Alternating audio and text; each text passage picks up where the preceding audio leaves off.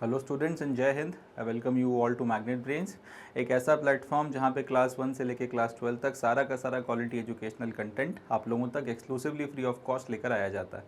मतलब ये कि यहाँ कभी ऐसा नहीं होता कि आपको किसी सब्जेक्ट के 1 या 2 चैप्टर एक्सेस करने के लिए मिले और उसके बाद आपसे ये बोला जाए कि भाई बचा हुआ कंटेंट अगर आपने देखना है या एक्सेस करना है तो उसके लिए आपको किसी तरीके की कोई फ़ीस देना पड़ेगी या कोई पेड सब्सक्रिप्शन लेना पड़ेगा। मैग्नेट ब्रेन्स प्रतिबद्ध है आप लोगों तक सारा का सारा quality educational content exclusively free of cost लेकर आने के लिए, जिसकी मदद से आप लोग ना सिर्फ अपने एग्जामिनेशंस की प्रिपरेशन अच्छे से कर सकें, आपके सब्जेक्ट्स की अंडरस्टैंडिंग अच्छे से डेवलप हो, आपके कंसेप्ट की क्लैरिटी अच्छे से डेवलप हो और आप अच्छा स्कोर कर सकें, बट साथ ही साथ आप लोग अपने करियर्स में भी अच्छा कर सकें, अच्छे अच्छे पदों पर पहुँचें और देश की तरक्की और उन्नति में आप लोग अपना एक योगदान दे सकें, आपका भी अपना एक कंट्रीब्यूशन हो। यही मैग्नेट ब्रेन्स का ध्येय है और इसी को ध्यान में रखकर हम लोग आगे बढ़ रहे हैं एंड इसी नोट पर हम लोग अपने आज के सेशन की शुरुआत करेंगे।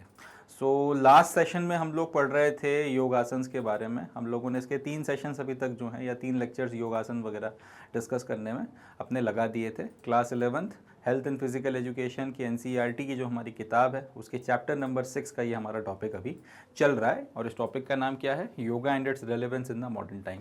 इसी डिस्कशन को हम लोग आज भी कंटिन्यू करेंगे और जो बचे हुए योगासन्स वगैरह हैं उनको हम लोग आज के लेक्चर में, आज के सेशन में डिस्कस करेंगे। So now without any further ado ये भी बिगिन, क्योंकि हम लोग पहले से योगासन्स देखते हुए आ रहे हैं 3 सेशंस में, तो हमको पता है बेसिकली हम लोग यहाँ पे आसन के बारे में बात करते हैं कि वो आसन कैसा है, उसका नाम क्या है, क्यों है, उसकी थोड़ी सी हिस्ट्री एंड उसके बाद में उसे कैसे लगाया जाता है, क्या डूज एंड डोंट्स एंड क्या बेनिफिट्स हैं। तो इसी पर्टिकुलर पैटर्न को हम लोग आज के सेशन में भी फॉलो करने वाले हैं। In all certainty this is going to be the last session of the asanas and इसमें आज ये टॉपिक जो है हम लोग पूरा कवर कर लेंगे। चलें अब शुरू करते हैं। सबसे पहला जो आसन हमको आज के सेशन में पढ़ना है इसका नाम है सेतुबंध आसन। सेतुबंध आसन के बारे में अपन लोग अब बातचीत करेंगे, देखते हैं सर। तो पहला आसन जो अपने को पढ़ना है इसका नाम है सेतुबंध आसन। सेतुबंध आसन को सेतुबंध आसन क्यों कहा जाता है पहले तो ये देख लेते हैं।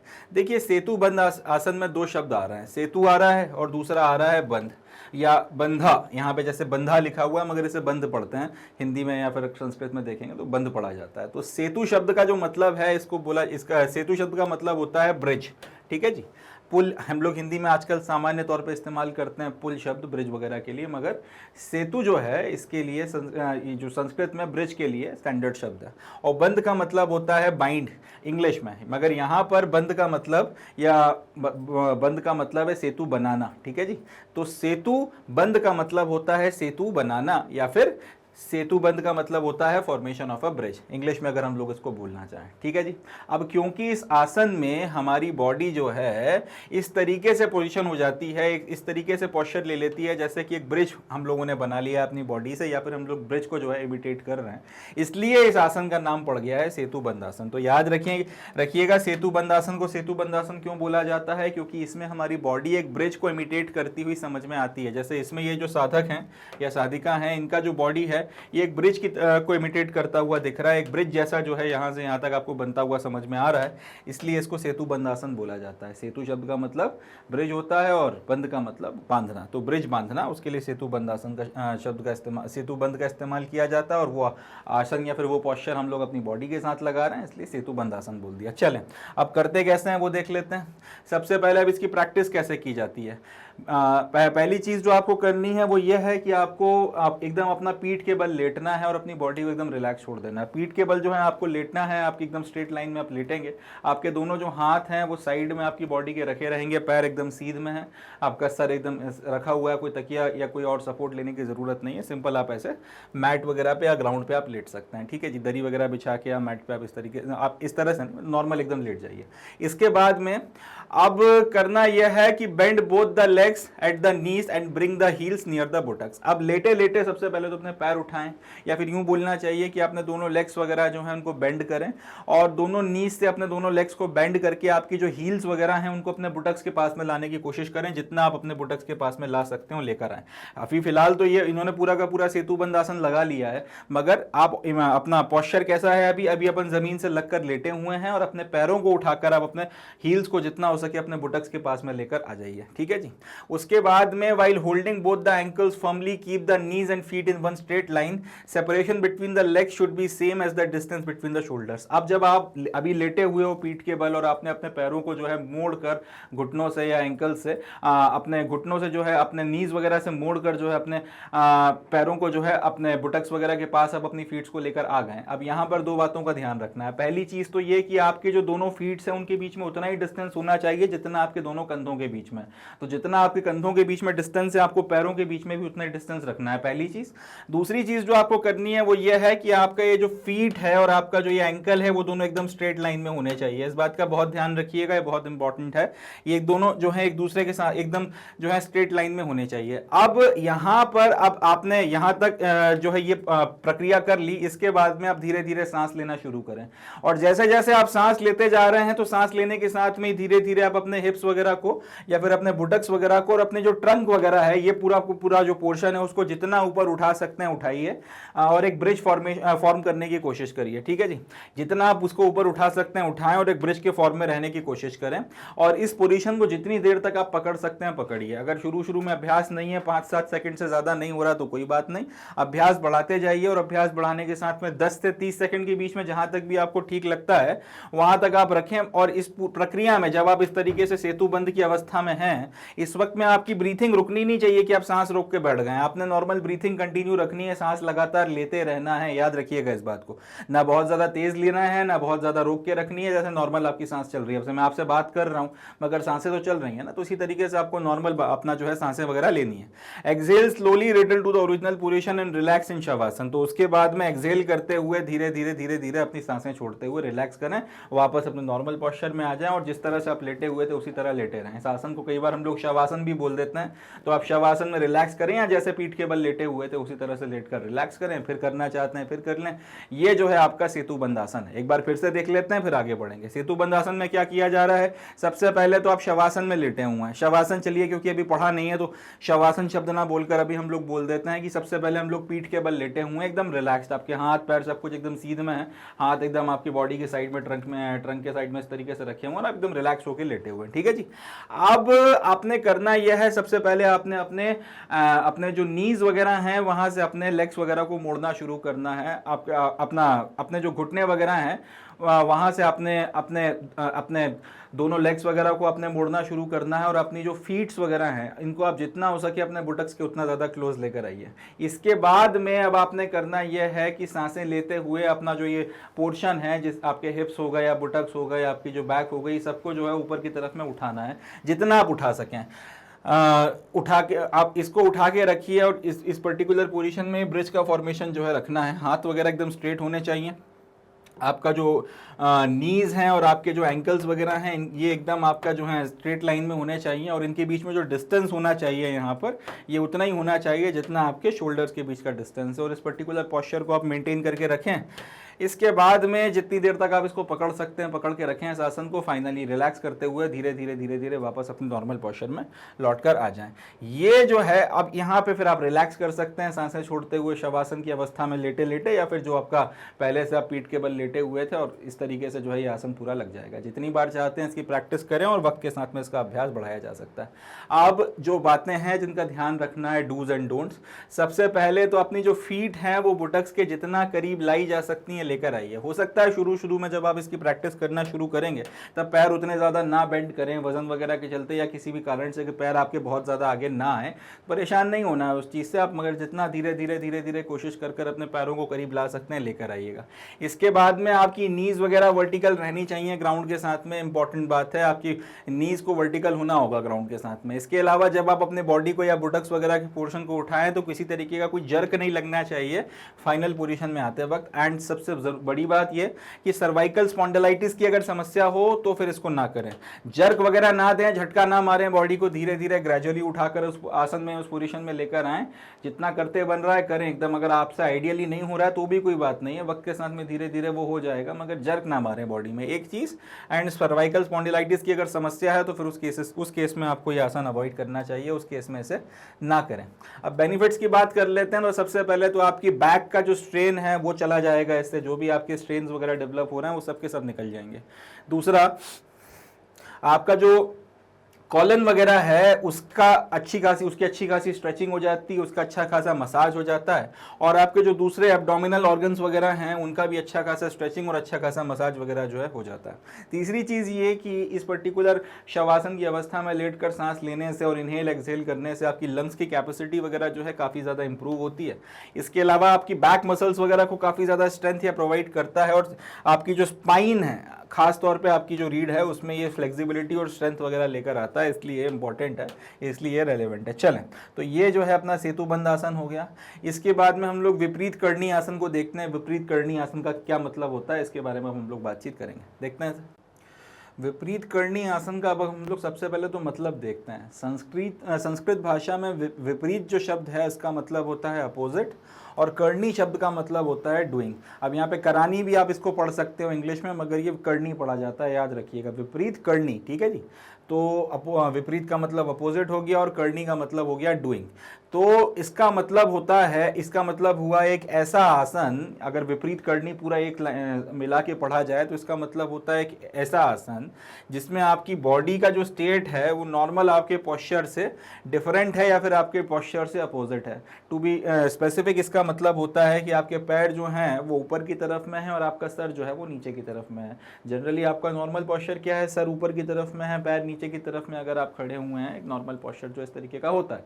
मगर विपरीत करने की क्या कहानी हो जाती है, विपरीत करने की कहानी ये हो जाती है कि आपका सर जो है आपका नीचे की तरफ है और आपके पैर वगैरह जो है ऊपर की तरफ है। इस तरीके का पोस्चर क्योंकि आपके नॉर्मल पोस्चर के खिलाफ जा रहा है, नॉर्मल पोस्चर के अगेंस्ट या फिर उसके एकदम विपरीत है, इसलिए इसको विपरीत करनी बोल दिया जाता है। चलें, तो ये तो नाम पड़ गया इसका, विपरीत करनी। अब हम लोग इसकी जो स्टेजेस होती हैं प्रैक्टिस की, थोड़ा सा उसके बारे में बात कर लेते हैं। सबसे पहले तो आपको जो है सपाइन पोजीशन में लेटना है। सपाइन पोजीशन, शवासन, जो भी बोलना चाहें, आपको अपनी पीठ के बल जो है लेटना है, एकदम नॉर्मल रिलैक्स्ड होके। पैर एकदम आपके स्ट्रेट होने चाहिए, दोनों हाथ आपके साइड से जो है इस तरीके से आपकी बॉडी के रखे होने चाहिए ग्राउंड के ऊपर। फीट्स कुछ इस तरीके, आपके जो हाथ के पाम्स हैं वो ग्राउंड को ऐसे टच करने चाहिए। अब आपने करना यह है, सबसे पहले तो आपने अपने लेग्स को रेस करना है और इनको एकदम स्ट्रेट लाइन में उठा के रखना है, ठीक है जी। पहले आपको क्या करना है, अपने लेग्स वगैरह को एकदम रेस करना है और इनको स्ट्रेट लाइन में उठा के रखना है। यहाँ से इधर उधर जो है बेंड नहीं करना है, मुड़ना नहीं है, इनको स्ट्रेट लाइन में आपने उठा के रखना है।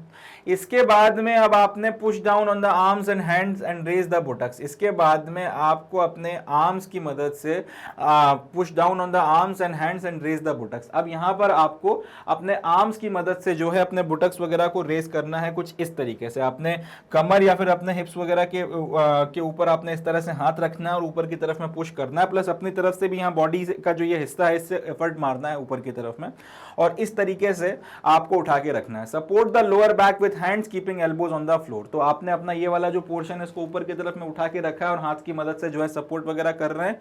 इस पर्टिकुलर पोजीशन में आपको स्टीडीली बैठना है और नॉर्मली ब्रीथिंग करनी है, यानी सांसें वगैरह लेते रहनी है। अब जितनी देर तक आप ये पर्टिकुलर पोस्चर बनाकर रख सकें उतनी देर तक आपको ये पर्टिकुलर पोस्चर जो है इस तरह से बना के रखना है। एंड उसके बाद में फिर जब आपको लगे कि अब आपकी क्षमता हो गई है, आपकी बस हो गई है, तो उसके बाद में फिर धीरे से आप जो है पहले तो अपने बुटक्स वगैरह को ग्राउंड पर रखें, पैरों को फिर से जो है सीधा करें और उसके बाद में रिलैक्स कर शवासन में लेटे रहें। फिर से देख लेते हैं अपन लोग क्या कर रहे हैं। सबसे पहले हम लोग सपाइन पोजीशन में लेटे हुए हैं। सपाइन पोजीशन बोल रहे हैं, शवासन बोल रहे हैं, आपका पीठ के बल लेटे हुए हैं। अब यहाँ पर इस रिलैक्स पोजीशन में लेटे आपने अपने पैरों को ऊपर की तरफ में उठाया। पैरों को ऊपर की तरफ में इस तरह से उठाना है कि आपके लेग्स एकदम स्ट्रेट होने चाहिए।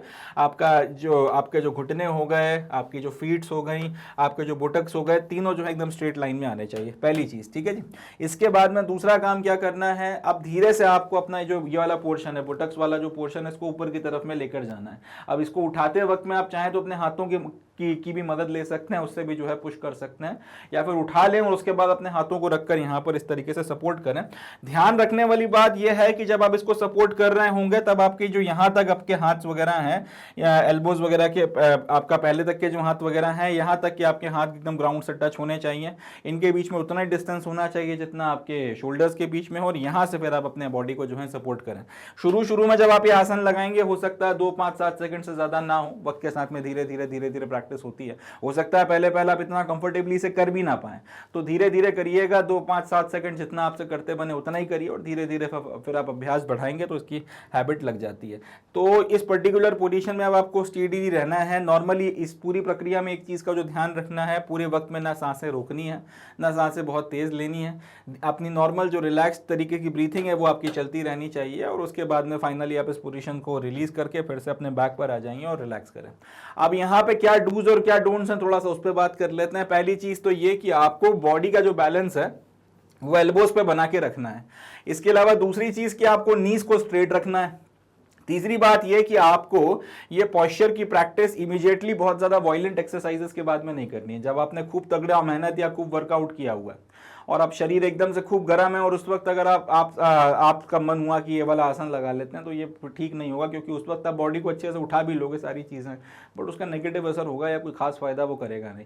जब आप एकदम रिलैक्स स्थिति में है तब बॉडी के साथ में ये जो एफर्ट या वर्क मारा जाता है, इसका आपको खास तौर पर असर जो है इन पोर्शंस पे देखने के लिए मिलता है। अब पहले से शरीर अच्छा खासा गर्म है तो फिर यहाँ पर उतना ज़्यादा एफर्ट होगा नहीं, इसका उतना कोई खास बेनिफिट आपको होता हुआ समझ में आएगा नहीं। इसलिए बेहतर होगा कि आप इमीडिएटली किसी वॉयलेंट एक्सरसाइज वगैरह के बाद में से ना करें। वॉयलेंट एक्सरसाइज का मतलब सिर्फ इतना कि जिसमें खूब वर्कआउट या खूब मेहनत हुई हो, शरीर से खूब पसीना वसीना बहाया गया हो, प्लस रिलैक्स होकर करें। प्लस अगर आपको हार्ट प्रॉब्लम्स हैं, अगर दिल से रिलेटेड कोई समस्या वगैरह हैं, तो हार्ट प्रॉब्लम से ग्रसित मनुष्य इन सारी चीज़ों को ना करे तो ही बेटर रहेगा, ये उसके लिए ठीक है। तो ये आपके डूज एंड डोंट्स हो गए। अब बेनिफिट्स की बात की जाए तो अगर आप इसकी रेगुलर प्रैक्टिस करते हैं, इससे आपका डाइजेशन ठीक होता है, ये आपके एपेटाइट को स्टिमुलेट करता है, यानी कि आपको भूख अच्छी लगती है इसके बाद में।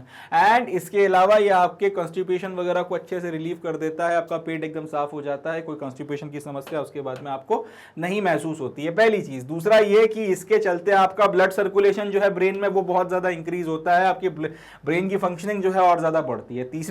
तीसरी चीज कि ये जो है आपकी it brings the lustre to the skin, यानी कि आपकी जो स्किन है, it brings the lustre to the skin का मतलब होता है आपकी जो स्किन है उसके ऊपर एक शाइन आने लगती है, आपके चेहरे पर एक चमक आने लगती है।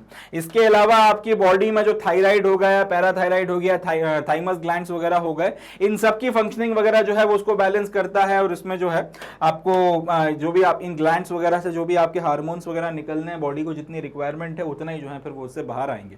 इसके अलावा इंसोम्निया हो गया, वेरिकोज वीन्स हो गई, या फिर हार्निया वगैरह की समस्या हो गई, इन सब के मैनेजमेंट वगैरह को भी ये इन सबको भी अच्छे से मैनेज करता है। अगर ये समस्याएं भी आपको हैं तो फिर आपको ज़्यादा कोई तकलीफ नहीं होती है, आप इन सब चीज़ों से निजात पा ले जाते हैं।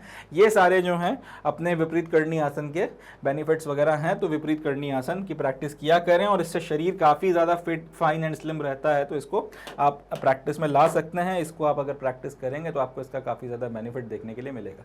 अब नेक्स्ट जो आसन है इसको बोला जाता है शवासन। अब शवासन क्या होता है इसके बारे में हम लोग थोड़ी सी बातचीत करेंगे, देखते हैं सर। तो जो नेक्स्ट आसन अब अपने को देखना है इसका नाम है शव आसन। शव आसन में जो ये शव शब्द आ रहा है, अब यहाँ पे लिखा ज़रूर उसको शवा गया है, मगर इसको पढ़ते हम लोग शव हैं। शव का मतलब संस्कृत भाषा में होता है डेड बॉडी, या फिर एक मृत शरीर जो है उसको हम लोग शव बोलते हैं। हिंदी में इसको या फिर देवनागरी में कैसे लिखा जाता, देवनागरी लिपि में कैसे लिखा जाता है, शा और वा। शव का मतलब क्या होता है, डेड बॉडी। तो याद रखिएगा, वो अंग्रेजी में हर चीज़ में एक ए लगा देते हैं और शवा नहीं पढ़ा जाता, उसको पढ़ते हम लोग शव हैं। शव का मतलब होता है डेड बॉडी संस्कृत भाषा में। तो अब क्योंकि ये जो आसन है, या इसमें जो आप पोस्चर लगाओगे, इसमें जिस पर्टिकुलर स्टेट में आप लेटे रहोगे, जो आपकी पोजीशन रहेगी वो एक डेड बॉडी को रिजेंबल करती है, वो एक शव को रिजेंबल करती है। दूर से देखकर ऐसा लगता है कि एक व्यक्ति की मृत बॉडी पड़ी हुई है, एक डेड बॉडी जो है वो पड़ी हुई है। इसलिए इस आसन का जो नाम है, इस पोस्चर का जो नाम है वो आपका शव आसन पड़ गया है। ठीक है जी, इस पोस्चर का नाम शव आसन पड़ गया है। अब देखते हैं इसे, इसमें किया क्या जाता है या फिर इसमें प्रैक्टिस कैसे की जाती है। तो शवासन अपने को समझ में आ गया ऐसे क्यों कहा जाता है, क्योंकि इस आसन में जिस पोस्चर में आप रहते हो आपकी बॉडी एक डेड बॉडी को रिजेंबल करती है, इसलिए इसको हम लोग शवासन बोलते हैं। अब कैसे क्या लगाया जाता है, पहले lie down on the back with the hands comfortably away from the body.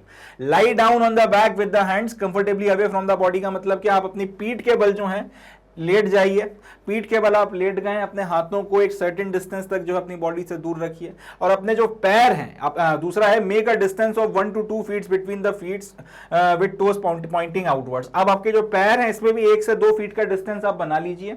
1 से 2 फीट का डिस्टेंस बनाने के बाद में आपके जो टोज वगैरह हैं वो बाहर की तरफ में आउटवर्ड पॉइंट करते हुए होने चाहिए। हाथ वगैरह एक सर्टेन डिस्टेंस पर बॉडी से रखे ही हुए हैं और आप जो है पीठ के बल अपना लेटे हुए हैं।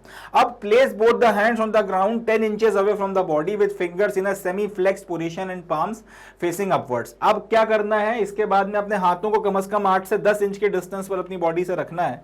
आपका जो हाथ का ये वाला पोर्शन है ग्राउंड से टच होना चाहिए। आपका जो हाथ का जो पीछे का पोर्शन है ये आपका ग्राउंड से टच होना चाहिए, और हथेलियां वगैरह जो है इस तरीके से एक सेमी सर्कल जैसा या सेमी फ्लेक्स पोजीशन जैसा जो है बनाते हुए नजर आनी चाहिए, लगभग कुछ इस तरीके से। ठीक है जी, लगभग आपका हाथ जो है इस तरह से जमीन पर रखा हुआ है और कुछ इस तरीके से सेमी फ्लेक्स पोजीशन में ये मुड़ा हुआ है। बिल्कुल भी आपने अपनी तरफ से आपको पुश नहीं करना है, बस ऐसे रख दीजिए और उसके बाद आपका हाथ जितना इतना इस तरीके से सेमी फ्लेक्स पोजीशन में आ जाए उतना सेमी फ्लेक्स पोजीशन में आपको दोनों हाथ लेकर आने हैं, और पाम्स आपका ऊपर की तरफ में सीलिंग की तरफ में अपवर्ड फेस करती होनी चाहिए। इस तरीके से जो है आपको लेटना है। Keep the head in the most convenient position. अब आपका सर जो है मोस्ट आप कन्वीनियंट जिस पोजीशन में रख सकें उस पोजीशन में रखें, सीधा रखें, अपनी तरफ से कोई एफर्ट ना दें, सीधा रखें। थोड़ा बहुत अगर इधर उधर टिल्ट होता है देन होने दीजिए, मगर कोशिश करिए कि सीधा रखा जाए। इस तरीके से अपवर्ड पूरी आपका जो कन्वीनियंट पोजीशन में जो है अपने हेड को रखें। Gently close the eyes, breathe normally और practise moderate deep abdominal breathing. अब अपनी आंखें बंद कर लीजिए, जेंटली अपनी आंखें बंद कर ली। इसके बाद में आपकी जो नॉर्मल ब्रीथिंग चल रही है उस आपकी नॉर्मल ब्रीथिंग चलने दें, या फिर अगर आप चाहें तो थोड़ा सा डीप ब्रीथिंग कर सकते हैं। आप सांसें जो है थोड़ी सी गहरी खींच सकते हैं और गहरी सांसों के साथ में आप ब्रीथिंग वगैरह जो है उसको कंटिन्यू कर सकते हैं। इस तरीके से आप लेटे हुए सांसें लेते रहिए, अपनी नॉर्मल सांसें लेते रहिए, या थोड़ा सा एफर्ट डालिए, हल्की सी मॉडरेट सांसें जो है आप अपनी तरफ से एफर्ट डाल के भी ले सकते हैं। और अब यहां पर आपको एक बात का ध्यान रखना है, इस तरह से लेट जाना या इस तरह से सांसें लगाना जो है इतना ही भर से काम नहीं हो जाएगा। शव आसन का असली ऑब्जेक्टिव जो है इसके बाद ही शुरू होता है। अब आपको करना यह है, अगर आप अपनी तरफ से एफर्ट नहीं मार रहे हैं सांसें वगैरह लेने में, तो आपकी जो सांसें नॉर्मली चल रही हैं, आ रही हैं, जा रही हैं, आ रही हैं, जा रही हैं, इसका रिदम आपको पकड़ना है और इस रिदम को जो है आप इसके ऊपर आपको ध्यान लगाना है। आपको अपना पूरा अटेंशन जो है ये श्वास के अंदर आने और श्वास के बाहर जाने के ऊपर फोकस करना है, मगर अपने शरीर को बिल्कुल भी मूव नहीं करना है। इस चीज में आपको श्वास आने देनी है, श्वास जाने देनी है, बिल्कुल फोकस रखना है आपकी अपनी सांस के आने और जाने का जो रिदम वगैरह बन रहा है उसके ऊपर, एंड पूरा फोकस रहना है। अगर आप अपनी तरफ से एफर्ट डाल रहे हैं, इस तरह से अगर सांस ले रहे हैं और छोड़ रहे हैं, तो इस एफर्ट के साथ में जो सांस अंदर आ रही है और सांस जो बाहर जा रही है इसके ऊपर आपको फोकस रखना है। इसके अलावा become aware of the natural breath and allow it to become rhythmic and slow. वक्त के साथ में धीरे धीरे अगर आप अपनी तरफ से कुछ एफर्ट लगा भी रहे होंगे तो थोड़े वक्त में आप ये महसूस करेंगे कि कुछ वक्त में सारे एफर्ट धरे के धरे रह जाते हैं। आपका जो नेचुरल एक ब्रीथिंग का आपका जो पैटर्न है, जो रिदम है, वो समझ में आने लगती है। वो जो नेचुरल आपका ब्रीथिंग का रिदम है, जो पैटर्न है, उस पर फोकस करिए। उस वक्त इतना मतलब आपकी एकाग्रता बढ़ जाती है कि दिल की जो धड़कन है वो आपको सुनाई देने लगती है, समझ में आने लगता है, और थोड़ा चेतना में जाएंगे तो आपको कहीं ना कहीं आपकी बॉडी की फंक्शनिंग अलग अलग ऑर्गन्स की अलग अलग समझ में आने लगती है। ये सब इसलिए हो रहा है क्योंकि आपकी जो नेचुरल ब्रेथ है आप इसके प्रति थोड़ा सा अवेयर हो गए। तो अब इसका जो रिदमिक स्लो है, इसका जो रिदमिक आपका फ्लो हो रहा है, इसके प्रति आप अवेयर हो जाइए, सचेत हो जाइए और इसको ऑब्जर्व करते रहिए। एंड ऑब्जर्व करते करते करते करते रिलैक्स होते रहिए और जितना आप शांत और जितना आप रिलैक्स महसूस कर सकते हैं उतना करिए। अब जितना ज़्यादा आप इसमें डूबते चले जाएंगे, आपकी बॉडी के हर एक पार्ट से जो है टेंशन वगैरह निकलती चली जाएगी और शरीर एकदम रिलैक्स पर्टिकुलर स्टेट में आ जाएगा, एकदम आराम की अवस्था में आ जाएगा, और इसको फिर आप बड़े अच्छे से जो है उसमें महसूस कर सकते हैं। अब इस पूरी की पूरी जो ये प्रक्रिया है शवासन, इसमें आप जितना देर चाहें उतना देर लेट सकते हैं, जितनी देर चाहें अपनी सांसों पे फोकस कर सकते हैं। इनफैक्ट लेटे लेटे सांसों पर जो ध्यान लगाने की प्रक्रिया है, कहीं ना कहीं ये आपको ध्यान की तरफ लेकर जा रही है, कहीं ना कहीं ये आपको ध्यान की तरफ अग्रसर कराती है। तो जो लोग मेडिटेशन वगैरह करने में बैठ कर वो एकदम पूरा ध्यान मुद्रा लगाकर रीढ़ की हड्डी को सीधा रखकर बड़ी समस्या पाते हैं, तो वो ऐसे लेटे लेटे भी अगर चाहें तो ध्यान लगा सकते हैं, इसमें कोई दिक्कत नहीं है, कोई प्रॉब्लम की बात नहीं है। हालांकि कुछ डूज एंड डोंट्स हैं, उसका ध्यान रखना पड़ेगा। पहला ये कि पूरी बॉडी को रिलैक्स करना पड़ेगा, इसकी किसी भी हिस्से में कोई तनाव नहीं होना चाहिए। आप किसी भी हिस्से को स्ट्रेच करके एकदम टाइट वाइट करके नहीं रख सकते, आपको एकदम पूरी बॉडी ढीली छोड़नी पड़ेगी, पूरी की पूरी बॉडी को रिलैक्स करना पड़ेगा। दोनों के आपका जो बैक है, आपका जो पूरा का पूरा रीढ़ की हड्डी है, आपका पूरा का पूरा बैक है, उसको आपको रिलैक्स करना पड़ेगा। एंड इसके अलावा किसी भी बॉडी पार्ट में किसी भी तरीके की कोई टाइटनेस वगैरह नहीं होनी चाहिए, नहीं तो फिर शवासन का कोई खास फायदा होगा नहीं, या फिर शवासन इतना अच्छे से कंफर्टेबली लगाते बनेगा नहीं। अब इतना सब करने के बाद में ऐसे सिंपल लेट कर सांसों पे अगर ध्यान लगा रहे हैं तो कुछ ना कुछ तो बेनिफिट्स होंगे। देखते हैं। सबसे पहली चीज तो ये कि आपके दिमाग में जितना भी स्ट्रेस है वो निकल जाता है। इसके अलावा आपका जो फिजिकल और मेंटल फटीग है वो आपका खत्म हो जाता है। दूसरी चीज ये कि आपकी सारी की सारी मसल्स और आपकी जो नर्व्स होती हैं बॉडी की वो रिलैक्स हो जाती हैं। थर्ड, ये आपको साइकोलॉजिकल डिसऑर्डर्स अगर किसी भी तरीके के हो रहे हैं उनको ओवरकम करने में बहुत ज्यादा मदद करता है। किसी भी तरीके की साइकोलॉजिकल मनोवैज्ञानिक समस्या अगर आ रही है, श्वास पे फोकस करें, अपनी सांस पे ध्यान लगाएंगे तो ये उस चीज को या उस समस्या को दूर कर देगा। इसके अलावा अगर हाई ब्लड प्रेशर की प्रॉब्लम है, कार्डिक डिसीजेस वगैरह हैं, इसके अलावा स्ट्रेस और एंजाइटी के डिसऑर्डर्स वगैरह होते हैं, खासतौर पे एंजाइटी की बात कर रहा हूं, स्ट्रेस तो खैर मैनेज होता ही है। एंजाइटी की अगर प्रॉब्लम हो रही है, इन सारी चीजों में, इन सब चीजों को मैनेज करने में, धीरे धीरे खत्म करने में ये बहुत ज्यादा बेनिफिशियल होता है, बहुत ज्यादा जो है फायदेमंद साबित होता है। तो ये जो है आपके शवासन के बेनिफिट्स वगैरह होते हैं। चलें आगे बढ़ते हैं। So with this we come to end of today session. आज का जो अपना सेशन था इसमें हम लोगों ने जो अलग अलग हमें योग आसन वगैरह थे उनका जो पूरा टॉपिक है हमने पढ़कर ख़त्म किया है, जिसको हम लोग प्रीवियस 3 लेक्चर से देख रहे थे। आज वो टॉपिक जो है यहाँ पर अपना समाप्त होता है। तो इसमें हम लोगों ने जितने भी आपके मेजर तरीके के आसन वगैरह, योगासन वगैरह बताए गए हैं अपनी क्लास 11th की NCERT की हेल्थ एंड फिजिकल एजुकेशन की किताब में, वो सारे के सारे हम लोगों ने देखकर ख़त्म किए हैं। नेक्स्ट जो हमारा सेशन रहेगा उसमें हम लोग प्राणायाम के बारे में बातचीत करेंगे। प्राणायाम क्या होता है, क्यों किया जाता है, क्या बेनिफिट्स हैं और किस तरीके से किया जाता है, उन सारी चीज़ों के बारे में हम लोगों ने नेक्स्ट सेशन में बातचीत करनी है। मगर आज का जो सेशन है उसको हम लोग यहीं पर समाप्त करते हैं।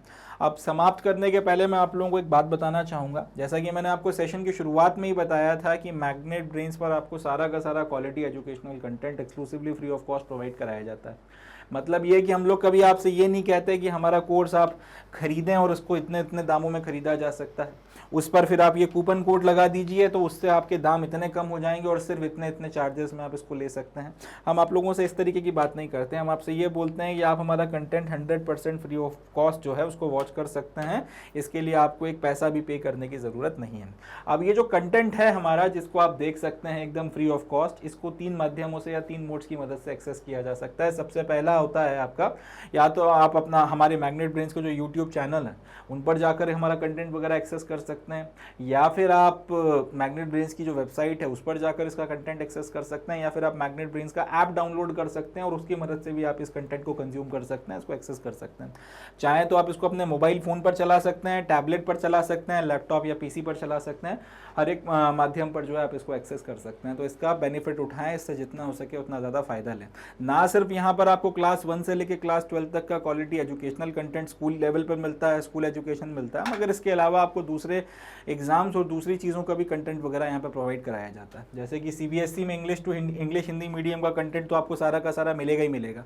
इसके अलावा जो आपके यूपी बोर्ड और आपके बिहार बोर्ड और दूसरे स्टेट बोर्ड्स हैं उनका कंटेंट भी यहाँ पर आपको देखने के लिए मिलता है। अगर आप CUET की तैयारी कर रहे हैं उसका कंटेंट यहाँ मौजूद है, IIT JEE नीट, इसके अलावा ओलंपियाड हो गया, NTSC हो गया, स्पोकन इंग्लिश हो गया, कॉम्पिटिटिव एग्जामिनेशन की तैयारी कर रहे हैं, बैंकिंग हो गई, SSC हो गई, RRB हो गई, UPSC हो गई, JIB होगी, CAIAB होगी, इन सब के और भी जो वेरियस आपके एग्जामिनेशन वगैरह होते हैं सबका कंटेंट वगैरह आपको यहाँ पर एक्सेस करने के लिए मिलेगा। तो इसको देखें, इससे फ़ायदा उठाएं, दूसरों को भी इसके बारे में बताएं, जितना हो सके इसका एडवांटेज लें एंड तरक्की के पथ पर आगे बढ़ते चलें। ठीक है। एंड एक बात और कि अगर आप लोगों को किसी तरीके कोई डाउट आते हैं, कोई समस्या आती है, आप अपने कुछ फीडबैक्स देना चाहते हैं, कुछ क्यूरीज वगैरह बताना चाहते हैं, तो उसके लिए आप हमसे हमारे वेरियस जो सोशल मीडिया के हैंडल्स हैं उन पर जुड़ सकते हैं। हम लोग आपको इंस्टाग्राम पे मिल जाएंगे, हम आपको फेसबुक पर मिल जाएंगे, हम आपको ट्विटर पे मिल जाएंगे, तो हम आपको व्हाट्सएप ग्रुप में मिल जाएंगे, टेलीग्राम पे मिल जाएंगे। तो आप इन चैनल्स की मदद से भी हमसे जुड़ सकते हैं, आप अपने फीडबैक्स हमें दे सकते हैं। कुछ और अगर आपकी डिमांड्स वगैरह हों, कुछ और आप पढ़ना चाहते हैं, कोई और सब्जेक्ट आपको चाहिए हो तो आप उसके बारे में बता सकते हैं। We are here to help you in every possible manner we can. So जितना हो सके उतना बेनिफिट लें, सफलता और तरक्की के पथ पर आगे चलते रहें, मोस्ट इंपॉर्टेंटली जुड़े रहें मैग्नेट ब्रेन्स के साथ में। अपना बहुत ध्यान रखें, खुश रहें। इसी नोट पे I would be calling it the day and concluding the session. Thank you, जय हिंद। मिलते हैं नेक्स्ट सेशन में।